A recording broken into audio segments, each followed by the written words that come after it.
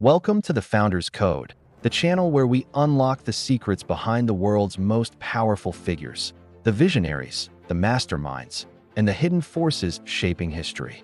Today, we bring you the incredible true story of Vito Rizzuto, a man who didn't just rule the streets but commanded entire boardrooms. Known as the corporate Don, his life was a mix of ruthless crime, business genius, and family loyalty. Sit back as we uncover how a Sicilian immigrant became one of North America's most feared and respected mafia bosses. Vito Rizzuto was born in 1946 in Sicily, an island steeped in tradition, family, and a code of honor, but also a place where the mafia's shadow loomed large over daily life. His father was already linked to mafia activities, and from a young age, Vito was exposed to a world where loyalty to family was everything, and survival meant mastering a dangerous balance of trust and fear. Sicily in the mid-20th century was a difficult place to grow up for those connected to organized crime. Poverty was widespread, opportunities were scarce, and many young men saw the mafia as a way to power and respect. The Rizzuto family, seeking a new life and new opportunities, immigrated to Montreal, Canada, in the 1950s. They settled in Little Italy, a vibrant immigrant neighborhood. But Little Italy was far from just a cultural enclave. It was quickly becoming a battleground for control over the city's underworld.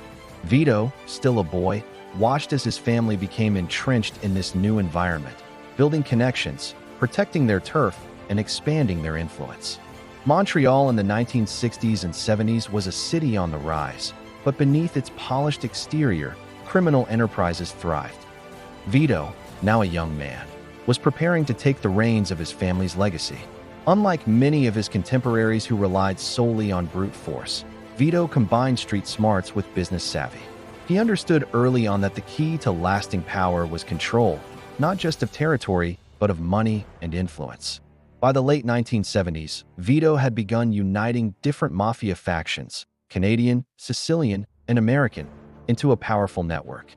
His diplomatic skills and strategic alliances earned him the nickname the Teflon Don of Montreal. This name wasn't given lightly. Despite numerous investigations, rumors, and accusations, Vito avoided conviction time and time again.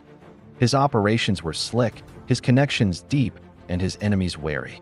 But what truly set Vito apart was his ability to mask criminal activity behind the facade of legitimate business.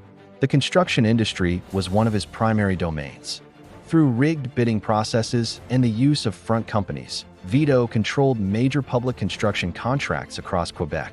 This wasn't just about making money. It was about building an empire with influence in the city's very infrastructure. He bribed public officials to secure contracts, intimidated or eliminated competitors who threatened his interests, and used these projects to launder money. This strategy created an illusion of legitimacy, allowing him to operate openly without arousing suspicion. Beyond construction, Vito's reach extended to Montreal's vital shipping ports. The ports were a critical gateway for international trade, making them a perfect conduit for smuggling drugs. Vito controlled the flow of cocaine through these ports, using a network of cargo companies and bribed customs officials to move shipments undetected. This control over logistics made his drug trafficking operation efficient and difficult to disrupt. With enormous illegal profits flowing in, Vito needed to clean his money, and he did so by investing heavily in real estate. Luxury condos, hotels, commercial buildings, properties not only in Canada, but also in Venezuela and beyond, became part of his portfolio. These investments solidified his financial empire and further blurred the lines between his criminal activities and legitimate business dealings. Yet, despite his success, Vito's life was not without turmoil. He was connected to the brutal 1981 murder of 3 New York mafia captains, a violent power struggle that sent shockwaves through the criminal world. Although details remain murky, this event marked a turning point in his life and drew significant law enforcement attention. In 2004, after years of evading justice, Vito was arrested and extradited to the United States. In 2007, he was sentenced to prison, a significant blow to his empire, but far from the end of his story. Prison years tested his control, and during his absence, rivals tried to take over his territory. But when Vito was released in 2012, he returned with a vengeance. The Montreal he came back to was different, with new players eager to fill the void. Vito launched a brutal campaign of revenge against those who betrayed him while he was behind bars. His return reshaped the criminal landscape, reasserting his dominance with ruthless precision. Then, in 2013, Vito Rizzuto died from lung cancer, but many believed his death was anything but natural.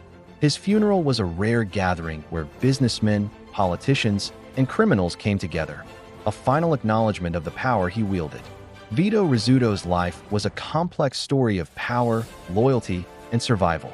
A man who mastered the art of blending crime with business, operating in the shadows but influencing the world above. His legacy is a testament to the hidden forces shaping cities and industries, a reminder that true power often lies behind closed doors, out of sight, but impossible to ignore. Thank you for watching The Founder's Code.